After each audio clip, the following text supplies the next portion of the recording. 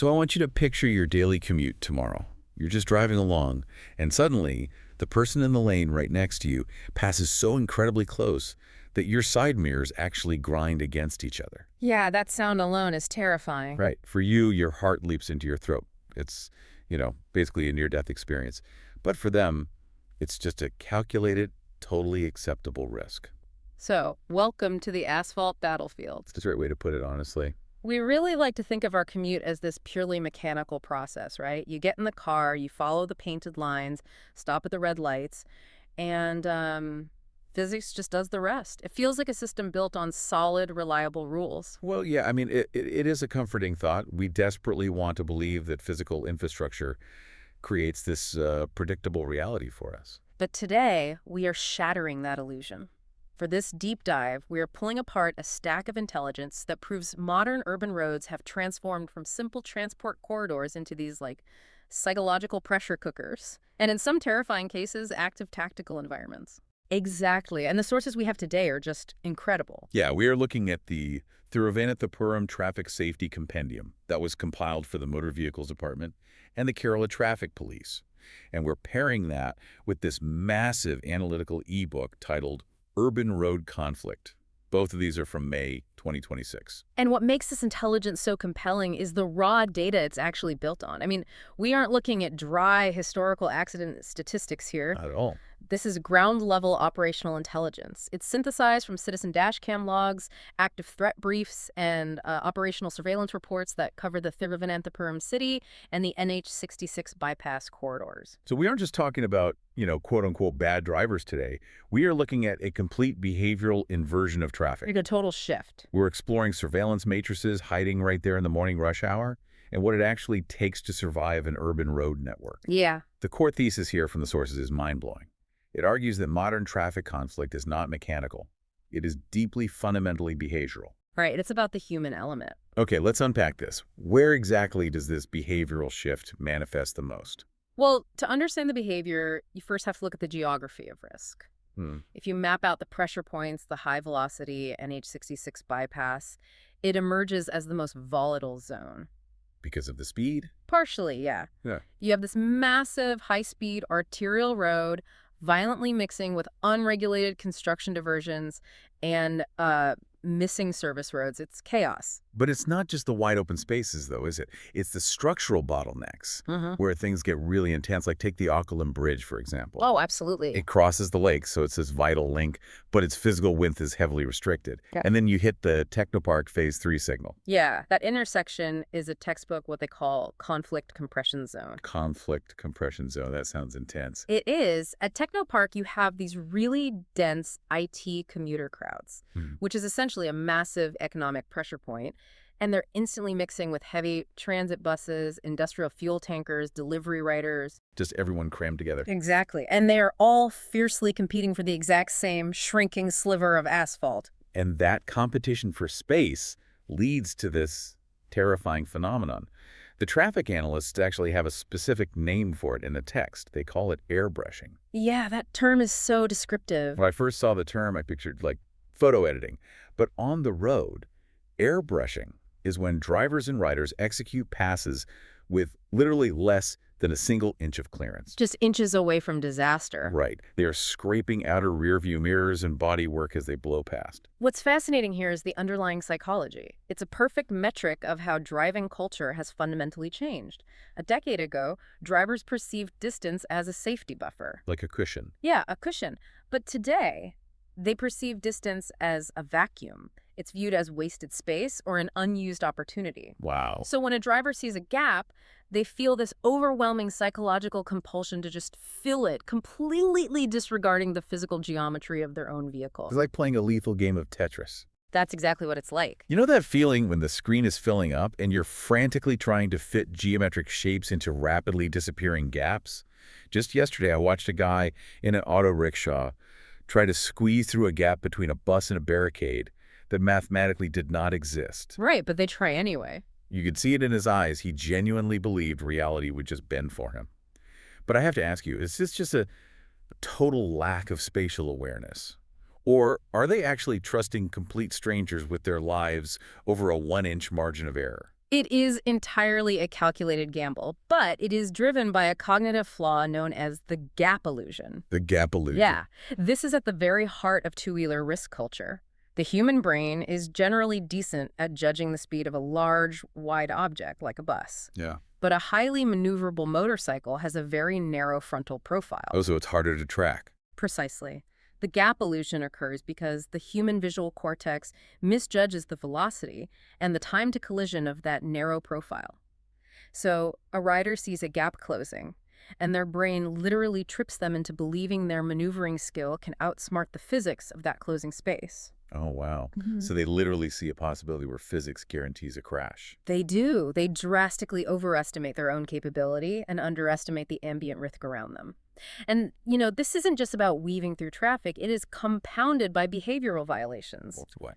Things like triple riding, carrying two unauthorized passengers on a tiny scooter, and the widespread use of illegal high-decibel aftermarket exhausts. Ugh, which is such a nuisance. But it's more than just people wanting their bikes to sound cool, right? Much more. According to the data, those exhausts are actually a tool for acoustic intimidation. Acoustic intimidation. Yeah. That's crazy. In a compressed space where you can't be seen, a rider uses that deafening exhaust note to physically startle the drivers around them. They're trying to force cars to instinctively part and yield space. It's basically acoustic warfare for asphalt. That is wild. But here's the problem with that strategy, right? A nimble scooter might survive a scrape with a sedan. But the moment you introduce massive, heavy vehicles into this shrinking space, it completely changes the game. Oh, absolutely. The analysts in the ebook refer to this as the physics of fear. Because mass dictates consequence. That is the fundamental unforgiving rule of the road. We can look at Case 04 from the incident logs to see this in action. The Pothen Code three-way sandwich. Yeah, my palms were sweating just reading the breakdown of this one. It is a miraculous near miss. You have an EV scooter crossing a solid double white line to overtake a massive SUV. Concurrently, a motorcycle is lane splitting from behind at an estimated 80 kilometers per hour. 80 kilometers an hour in a filtering gap. Right. And as the tracking lines of these three vehicles converge, the two-wheelers are seconds away from being sandwiched in a multi-vehicle pincer against the heavy steel of the SUV. Just crush. The only reason it didn't end in a catastrophic, fatal pileup is because the driver recording with the dash cam, proactively swerved their own car entirely off the asphalt and into the dusty footpath shoulder. Wow. They yielded the physical space that the two-wheelers had completely miscalculated. But wait, how are these heavy vehicles getting away with such aggressive moves? Let's look at Case 01 at the Mukalakal intersection. Yeah, that's a prime example. The observer is stopped, waiting for the light. A big bus on their left starts braking, compressing the lane space. And at the exact same time, a heavy industrial fuel tanker completely ignores the safety corridor. Just pretends it's not there. It misuses a dedicated U-turn lane to cut diagonally across the primary traffic at a 10-degree angle. So the observer is locked in this trapezoid of steel. The bus on one side, a massive tanker on the other. They are totally boxed in. Totally trapped. So when a massive multi-axle truck, or a fuel tanker, forces smaller vehicles completely off the road like that, how much of that is purely physical momentum? Like they just can't stop thousands of tons of liquid fuel in time? Or is it something else? Well, momentum plays a part, sure, but this specific behavior points to the dominance driver archetype. Dominance driver. The dominance driver weaponizes their vehicle's mass for psychological intimidation. They know with absolute certainty that a smaller vehicle will instinctively swerve into the dirt to avoid getting crushed. They're banking on your survival instinct. Exactly. They aren't failing to brake. They are deliberately exploiting your fear to maintain their own momentum. It is an aggressive, high-stakes negotiation where the currency is your fear of death. But hold on. If these dominance drivers are just bullying everyone off the road, why isn't this system stopping them? We have smart city infrastructure now. We have AI-controlled tracking cameras everywhere. Why aren't these systems just ticketing these aggressive drivers into oblivion? If we connect this to the bigger picture, we hit the contradiction of the smart city. The assumption is that upgrading technology automatically fixes human error. But increasing enforcement visibility does not magically increase civic discipline. There's a brilliant insight in the analysis, actually. It says, signals fail psychologically before they fail mechanically. Yeah. People don't look at a red light as an absolute law. Yeah. They look at it as a suggestion they can negotiate with. if the intersection looks clear. Exactly. And that psychological failure clashes directly with flawed physical infrastructure. Case 05 at the Camarachanta intersection is the perfect, terrifying example of this digital paradox. I want you to paint this picture for the listener, because the claustrophobia of this case is insane. The intersection just got upgraded with highly advanced AI-integrated enforcement cameras, right? The AI system is flawless, but the physical space on the ground is completely broken. The approach road is incredibly narrow, so narrow that a single transit bus entering the lane blocks the entire crossing. And then you add the human element. Yeah, local fisherwomen have set up their fish stalls directly under the traffic light, right on the asphalt edge. This severely restricts the physical queue capacity to just 3 cars. Okay, so the observer is stopped at a red light. The AI camera is watching from above. Suddenly, a bus executes a blind parabolic curve overtake and physically pins the observer's car against those fish stalls. The driver is trapped in a multidimensional nightmare. They cannot move to the left or they will crush the fisherwomen in their stalls.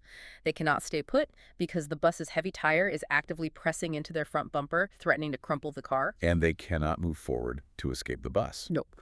Because if they move an inch forward over the stop line, they run the red light, and that high-tech AI camera automatically triggers a massive e-challen fine. It is a total digital catch-22. The AI system is ruthlessly enforcing the law from the sky, but it is completely blind to the chaotic physical realities happening on the ground, like the fish stalls. And to make it worse, the auto rickshaws stacked up behind the car are physically drumming on the observer's trunk, screaming at the driver to break the law and move. It perfectly encapsulates the smart city paradox. The AI is functioning exactly as programmed, but the intersection has failed completely because technology cannot replace physical geometry or behavioral ethics. Sure. You cannot code away a bus pushing you into a fish stall. No, you really can't. It's pure, disorganized friction. But as chaotic as that is, at least it's an accident of geometry. What really made the hair on my arm stand up was when the threat briefs transitioned from commuter chaos to highly organized, deliberate, tactical threats running operations right there in the traffic. This is where we move from traffic safety into operational surveillance. The intelligence differentiates heavily between convoy psychology. Which is what exactly? Which is just social peer pressure, like a group of friends riding their bikes together. It differentiates that from actual hostile counter-surveillance. The statute is Spencer Access Security Alert.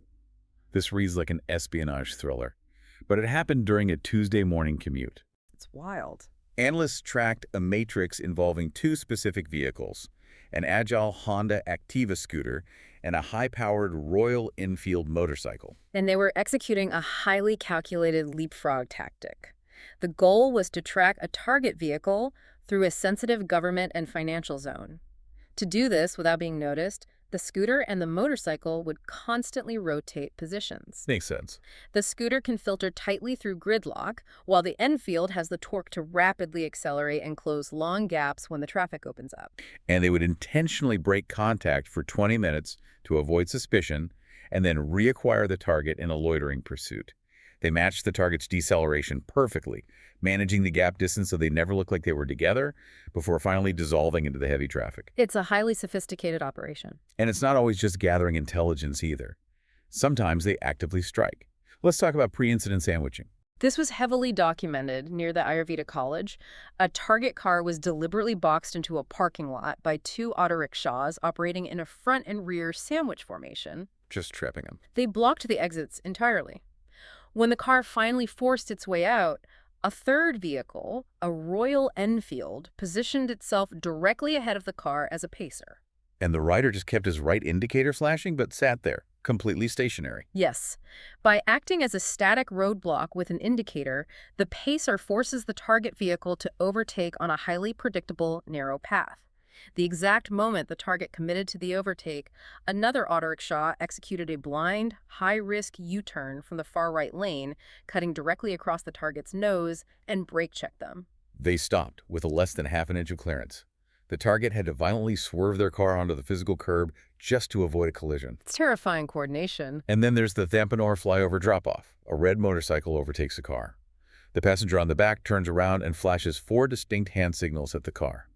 Palm out, thumb tucked, closing fingers. Yeah, very specific signals. He casually drops a plastic roll directly under the car's tire, and instantly, 2 more motorcycles close in to form a protective pincer escort around the red bike before they flee the scene. It is totally surreal. It really is. But this raises an important question, though, doesn't it? Yeah, let me jump in here. Because I live in a crowded city, millions of people. Of course I'm going to see the some delivery guy on a scooter at 3 different red lights. Are these analysts getting a bit paranoid? That's a fair question. How do we, and how do the intelligence briefs, differentiate between a random false positive and a professional surveillance matrix without just getting totally paranoid on the way to the grocery store? Well, paranoia is a massive liability on the road. It causes erratic driving. Professional surveillance detection doesn't rely on gut feelings. It relies on 4 strict mathematical criteria from the source: pattern persistence, geographic improbability, timing consistency, and behavioral coordination. Okay, so real metrics. Exactly. Seeing the same food delivery scooter twice at 2 adjacent red lights is a standard commuter pattern. But a scooter and a motorcycle alternating lead positions, breaking contact for 20 minutes, reacquiring you on a completely different axis of the city, and precisely mirroring your braking speed. Right, that's different. That is geographically improbable and behaviorally coordinated. That is not a commute. That is an operation. Okay, so we've laid out the terrifying realities here. Right. From the structural bottlenecks of the bypass to the psychology of the gap illusion, the acoustic warfare of exhausts, AI camera traps, and literal coordinated espionage operations. So what does this all mean? How does the everyday driver survive this behavioral landscape? This is where the doctrine of predictive driving comes in. The overarching lesson from the sources is that defensive driving is dead. Dead, wow. Passive driving will get you crushed or boxed in. You must transition to predictive driving. You have to anticipate the physical reality of the behavior before it manifests in front of your bumper. The intelligence outlines some very concrete rules for you to follow. First, you have to treat every single merge zone as a threat zone. Construction diversions, slip lanes, these are areas of extreme cognitive overload for drivers. And that confusion is exactly where the aggressive dominance drivers strike. Right. Second, always maintain an escape space. Never let yourself get completely boxed in by heavy vehicles. Always have a dynamic physical buffer to steer into. Third, and crucially, is the utilization of dash cams. The compendium strongly advocates for continuous digital documentation. It protects you legally and psychologically. Because it proves what happened. Right. If you are brake-checked in a tactical maneuver or airbrushed by an SUV, the footage mathematically preserves the timeline and the vehicle dynamics. But the text provides a very stern warning here. Yes, very important. This documentation is strictly for evidence preservation and personal safety. It is never to be used as a tool for roadside vigilantism or internet harassment. Good point. You also have to train your eyes for escalation indicators. Look for the sudden bursts of acceleration, persistent honking, rapid lane switching, and parallel pacing. Basically, erratic changes in the flow. But here's where it gets really interesting, and honestly a bit difficult. The text emphasizes reducing ego participation. They say yielding space is a statistical choice, not a sign of weakness. But when a queue jumper flagrantly misuses a U-turn lane to cut you off after you've been patiently waiting for 10 minutes, how does a human being actually suppress that immediate visceral instinct to fight back and block them? It's hard. It requires a profound, almost unnatural shift in your perspective.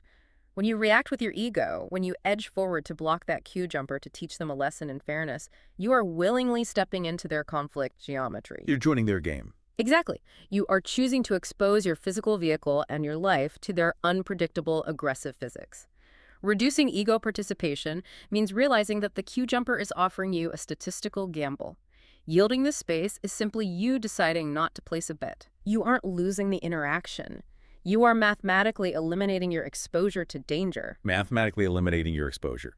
That entirely reframes the frustration. Right. You aren't backing down. You're just opting out of their chaotic math. Precisely. Okay, to bring this incredible deep dive to a close, let's look at the journey we just took. We started with the sheer spatial nightmare of the NH66 bypass. We explored the terrifying psychology of airbrushing, where a 1-inch gap is viewed as an open lane, and the gap illusion that tricks the brain into fatal errors. We saw how the mass of heavy vehicles weaponizes fear. Yeah, and how smart city AI cameras actually trap drivers against physical bottlenecks, and how, hiding in plain sight, organized matrices are running tactical operations. And the ultimate countermeasure to all of it is predictive. Egoless driving. It fundamentally transforms how we view daily travel. The asphalt is no longer just a path. It is a complex, hostile behavioral landscape. It really is. And I want to leave you with one final provocative thought, straight from this intelligence to mull over during your very next commute. We like to think that urban road systems are sustained by physical things, by poured asphalt, painted white lines, and programmed traffic lights. But they aren't. No, they aren't. Yeah. They're actually sustained by invisible agreements between strangers. The silent agreement that you will stop when I go, the agreement that you will respect the physical space my body occupies. Think about what happens the very moment those invisible agreements collapse. Because the data shows it's already happening. Exactly. Because as all this data overwhelmingly proves, the driver who survives the longest on these roads is rarely the fastest. It is the one who sees the patterns first. Next time you get in your car to drive from point A to point B, ask yourself, are you just driving or are you predicting? Catch you on the next deep dive.